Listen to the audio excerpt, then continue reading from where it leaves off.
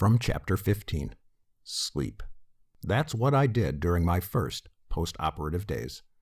After I peed against the tree in our backyard, Kath and I sat on our deck in the warmth of the early September sun. I dozed.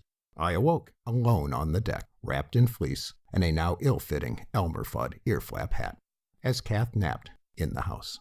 Indeed, it had been a long day for her. Easy for me. All I had to do was lay there, unconscious, on the OR table. I didn't even have to breathe. Thanks to the paralyzing agent succinylcholine during anesthesia and the endotracheal tube attached to a ventilator, I didn't even have to breathe for myself. I made a cup of tea and went back out on the deck. I watched, fully enthralled, as the dark red leaves of the Japanese maple fell to the ground. Nothing like a 5 a.m. wake-up, a panic attack, 5 hours of surgery, and 2.5 hours of drive time in the car to make one appreciate the miracle of the deciduous tree. I may have watched for minutes.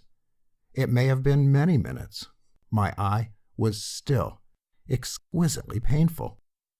All I really recall was that I awoke again as the evening sun had dipped behind the house. Despite my Arctic-level getup, fleece jacket, sweater, and Elmer Fudd hat, I was chilled. So was my mug of tea, barely touched, on the deck beside my chair. Kath made soup for dinner. I ate a bit.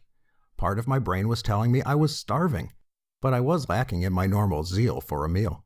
The reality, as I raised my spoon to my mouth, was that the meds from surgery had so dried out my mucous membranes that I barely had enough saliva to fog a mirror. Food could wait. By now, my eye was less painful. My face was pain-free. Hard to believe, but for all that surgery, the careful dissection of 25% of my face's surface, the removal of a considerable amount of underlying tissue, my face was essentially pain-free.